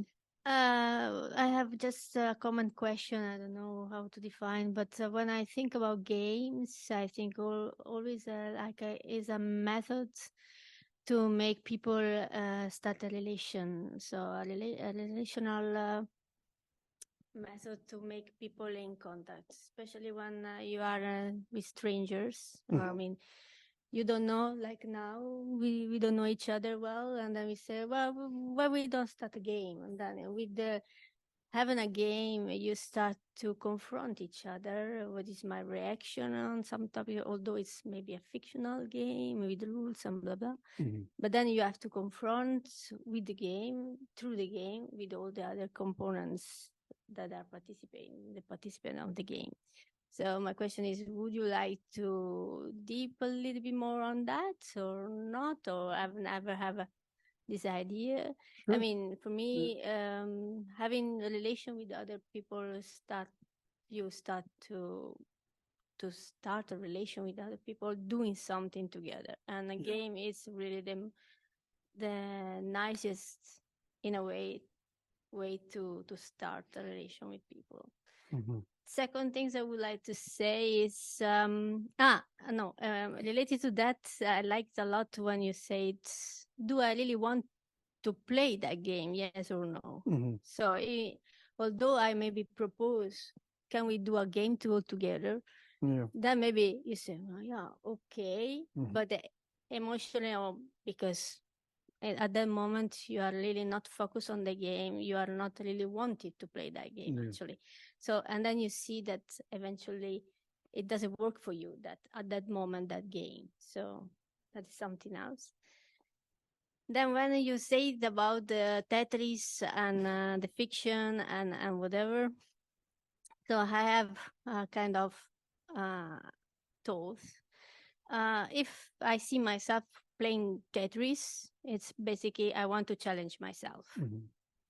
I want to see if I'm fast enough, if my logic is enough. I mean, I want to challenge myself.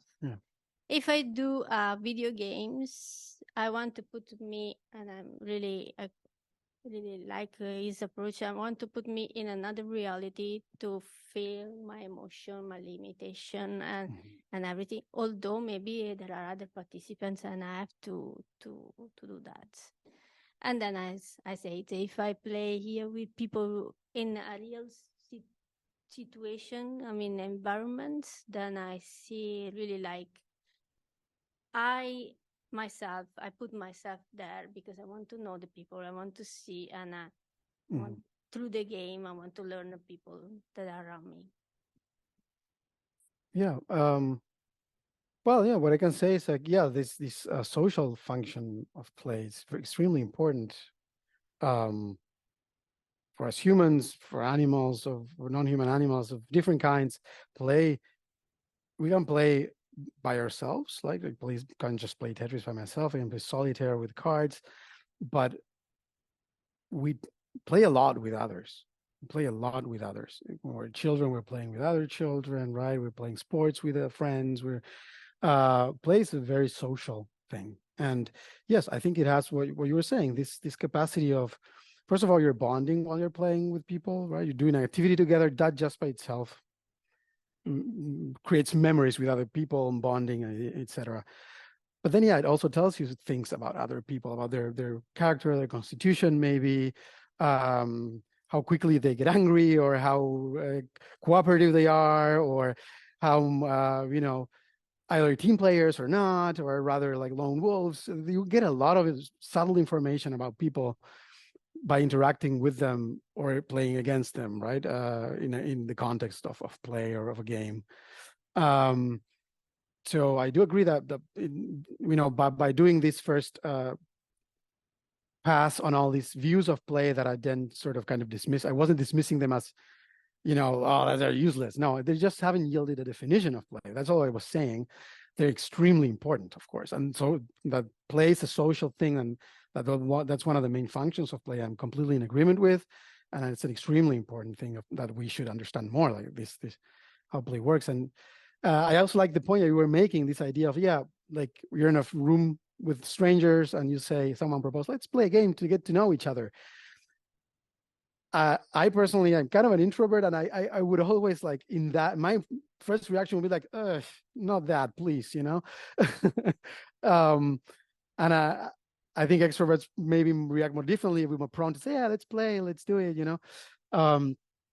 So this idea of play has to be voluntary, where you have to be really in the mood to get into this mindset. Puts like a sort of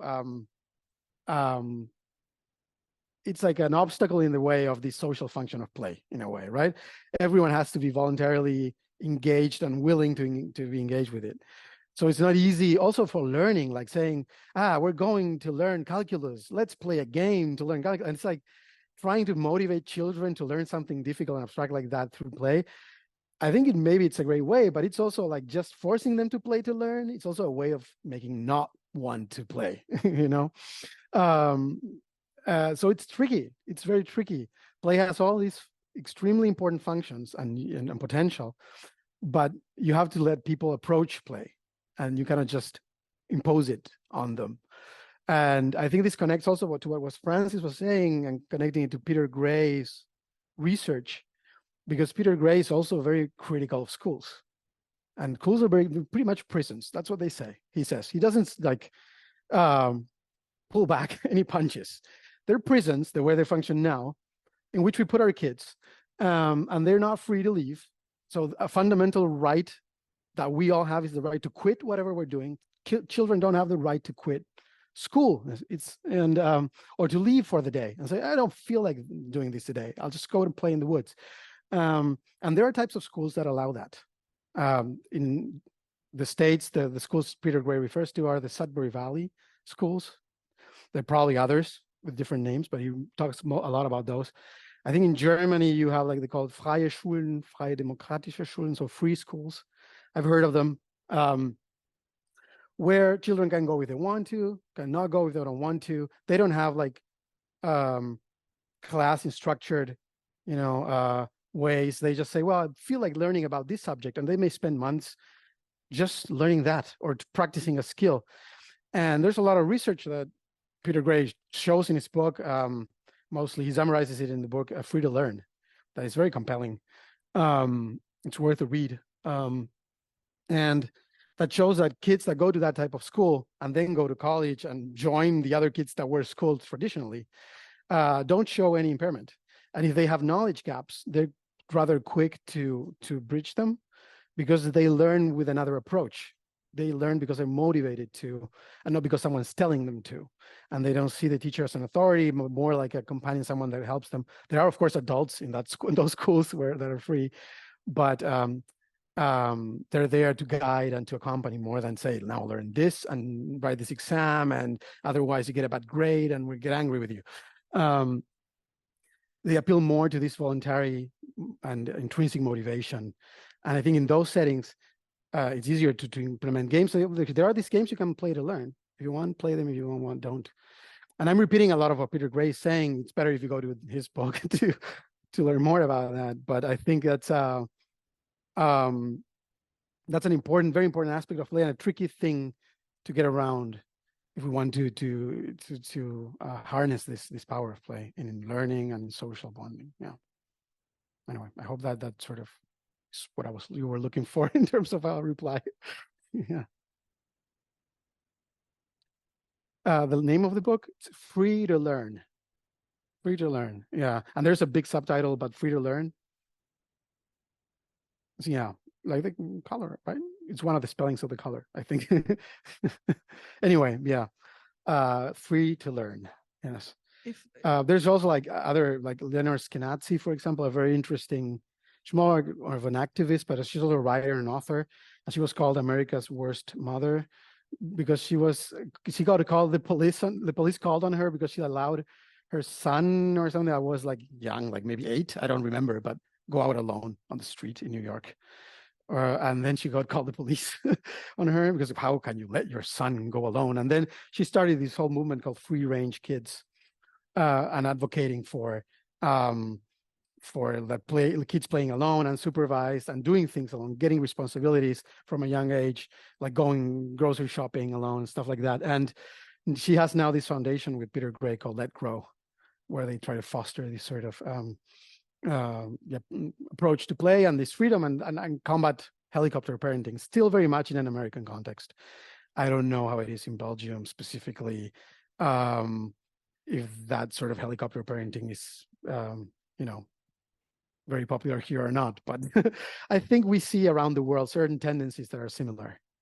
That's my impression. But anyway, it's on the rise because you have less children, you have more resources. This is how yes how it goes. The stakes grow so you have higher, to protect them more. Higher, Yeah. So, that's a good point. Yes. Yeah. But I wanted to comment on your definition, okay? Because you are proposing a definition and what does it do? So I was trying, with definitions, you try to test it. Is it too broad or is it too too narrow? Yes. So in terms of, I was first thinking, okay, can there be a game where there isn't such a discordance between this belief and alief. And I think there isn't, because there cannot be, because then you will always bring their frame, okay, but this is not for real, which is like the frame of belief, which, like, you know, like very nicely protects your definition from that side. Yes? It's built into it in a way. It's good. But from the other side, you know, there's plenty of cognitive situations where you have discordance between belief and belief. I believe, and I stand by that. Which is called cognitive dissonance. Yes. And cognitive dissonance is not playful at all. It's quite opposite. It's unbearable. Yes. And this is. But I want to propose a solution out of this. You know, like to kind of protect the definition from this. I think I kind of have one built into the definition, but give me yours and then I can tell you my answer. Maybe the freedom part. No. Yes. Okay. Yeah. So okay. So we are converging here because you know. I was thinking, you know, like cognitive dissonance, beautifully proposed by Bateson as a mechanism of schizophrenia, as a generative mechanism of schizophrenia, where when you have an unbearable cognitive dissonance, you kind of collapse into a belief that because you cannot hold both sides. Yes. And I was playing a little bit with social theories, kind of like social epistemology and so on. And to me, it sounded basically like a mechanism of all social construction. Okay, the cognitive dissonance, because you don't want to hold it, so you start to believe. Okay, and now life becomes simplified, except that you start to live in an unreal narrative, because, you know, like you start to believe that those things we exchange and call money are real, that they have value and stuff like that, and you live in this thing. Yes. So the what I find, and it's also at the School of Thinking, this is another context, we have a class which is called Game Thinking, taught by Weaver, and he's also composing, like bringing quite a lot of theories that you are bringing, and one of them, it's kind of like a marginal maybe on this course, maybe not, but for me it's like, it's kind of like ordering in terms of metaphysics, ordering where the game in the worldview is. Okay, because when you and I'll bring those two threads together in a moment. So when you have like a Western worldview, when there is like a real serious reality, and you have pockets of reality, more like islands, that you need to explain relative to the normal reality, which is called like an exception of the real life, yes, which is called the game. But when you have a metaphysics, which is more like I understand this Eastern metaphysics of India and so on, that the game, the play is foundational for reality. Yes. So then you explain the seriousness as kind of forgotten playfulness.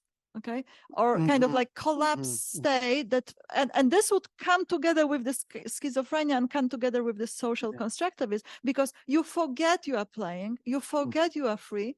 Okay, you forget it's like you can hold both simultaneously, because we are basically free particles just playing humans, and all of a sudden we believe it.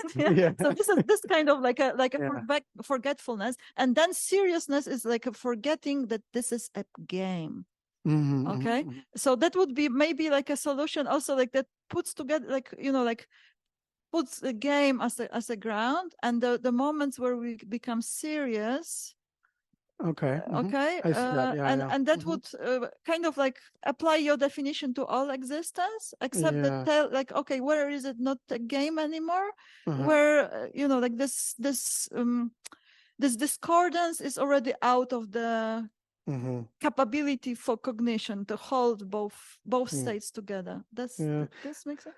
I think it does. I mean, I would have familiarized myself more with those theories. I'm vaguely familiar with these sort of cosmologies, mostly through the work of Alan Watts and others, but haven't engaged with them directly myself. But I find them fascinating. So thank you for that comment and question. First of all, to the first part, I think, you're very right to say there are situations in life where we have this discordance of belief and alief, but they're not play and they're cognitive dissonance. That's why the definition is that I wrote is to intentionally activate belief discordant alief. I want to do it. willfully do it. If it happens to me and I didn't want it to happen, and it then creates cognitive dissonance, and the way, we usually work around that is, well, two ways: either update my beliefs, or I negate the reality that I'm seeing or the evidence, and I then start living in this fantasy world of conspiracy theories or whatever you want to call them, right? Or I become schizophrenic in a way. I don't know. Yeah, like another possibility. Yeah. So yeah, that's why the intentional part, or this free voluntary aspect, is, I think, key. This flipping that you do and saying, well, the play is actually, or the game is the ground reality, and the taking it seriously is something we do. I think that's a fascinating take. I've always been curious about looking at play that way, and thinking also in terms of humanistic or positive psychology, a way of being playful in life, and seeing, well, as I've shown, I hope to have argued correctly through this presentation, play is not the activity we're doing, it's not what we're doing it for, it's just this epistemic mental state, right, of dissociative belief and alief, that we could, in theory, bring into anything we're doing. But that takes a radical shift in perspective, like the one you're talking about. I don't know how to articulate it. I thought, I cannot articulate it better than you did. So, but I'm fascinated by that, and that was like a thing on my to-do list, like getting to that, after we've written the paper defining play. But maybe I think there's a lot more to talk about here, and maybe something to consider as a collaboration or something if you're into it. Yeah. But thank you for that. That's very, very interesting. Yeah. Well, just one small remark additional to what Marta was saying. That was also one of the parts of the talk of Yuko and Olaf about bracketing and immersion, that they say that also in ordinary life, you should find the right balance between immersion, that means taking things very seriously, getting into the rules of the game, and bracketing, stepping out of it and looking at it from a distance as not being too serious. Yeah. And so they say that what in Buddhist or in other Eastern philosophies, in Taoism, you want to try is to get this kind of balance right.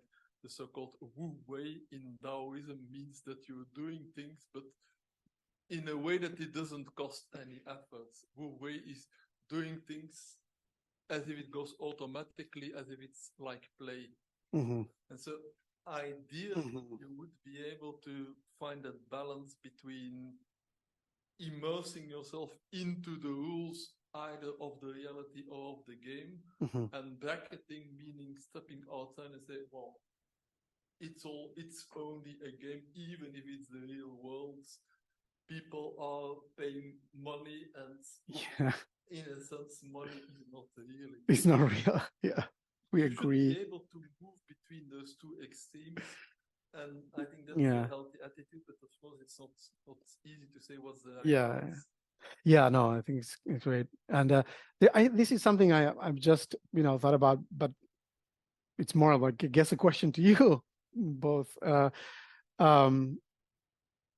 But if play means not taking things seriously in that sense, like, and being always in this dissociated state and accepting, okay, everything's kind of a game and play, a big play that we're a part of, and but then we're a social animal, and we have other people in our that we live with, that we share our lives with, that we work with, that we whatever take a subway and ride together with, and I wonder, unless we all were in agreement that this is all play, right? You may risk not taking someone else seriously in that sense, and being offensive, aggressive, or dismissive, or even playing with someone, right? And there's this, maybe this is a way, maybe a bit too far, but just to make a point, there's a scene, I don't know if you've seen the show Succession. I can very much recommend it. For those of you who haven't, it's for me, one of the best written shows ever in TV. It's basically about this very, very, very, very wealthy family that they have this empire, TV empire, media network empire. And and the very Shakespearean way, how the kids of this head of the whole, and which is a family company, try to be the successor, the next one, right? But anyway, that's besides the point. In one scene, and I think it's the very first episode, they're in New York. They go by helicopter to Staten Island, to a house they have there, huge, with a huge garden. They start playing baseball or softball or something, and the housekeepers are there, like a couple and their son, their young son. He's like 10 years old or something, but we're clearly not extremely wealthy people, more or less people that are just getting along, And then they call the kid to play and to join and to take the bat. And then one of the sons of this wealthy person tells the kid, if you hit a home run, I'll give you $1 million.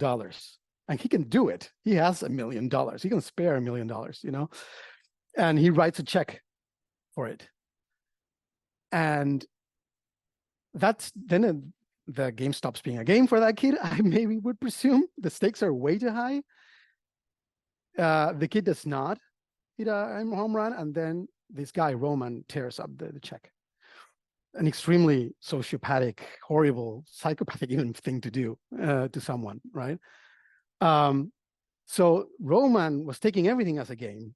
I'm playing here. I'm just having fun. The little poor kid was probably traumatized by that experience, So this is an extreme example, just to show maybe how taking everything playfully may sometimes risk disregarding real emotions of the other half, or something.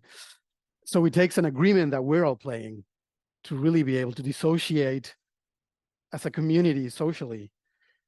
And as long as we're not able to do that, then that to some degree we have to take things seriously, right? Was that does that make any sense? Yeah. It's a very I don't have a solution. It seems, it's like if okay, like within that logic of like all this, like the implies a ground. It's this like the composition of the ground is like like nested layers of it's nestedness, and not just like neighborhoods. Yes, it's like a game within a game within a game within a game, and it's all the way down. It's fun only when you are on the same like kind of level of the game. If you go step out, like so you start to play with your toys, and for you it's a game. For them, it's like it's real life. Yes, it's the same for like on social levels. For some people, people are players, and for some other people are people. Yes, and it's like and the same way. And you could think your life is a plaything of like forces of nature. Oh, this body, okay, we'll take the same atoms, we'll compose another body. And for you, it's that life or death. Yes, so it's. In that sense, it's like the fun is not everywhere, it's on the level where you meet. Where you meet, yeah. All right, it makes sense. But it's the thing, we have to meet and agree, okay, this is now play, right? And agree that that's whatever we're engaging in, we're not taking it seriously. Yeah. Mm-hmm.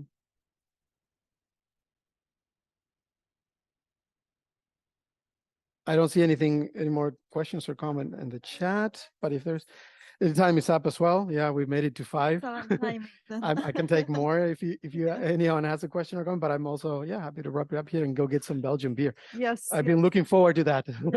So that's on the menu now. So we move it to the bar. Thank you so much. Thank you. Thanks for having me here. Thanks everyone in Zoom as well, and thank you everyone in the room for coming. I really had a lot of fun. Yeah. Thank you. And it wasn't play; it was very serious. Yeah, it was super serious. All right.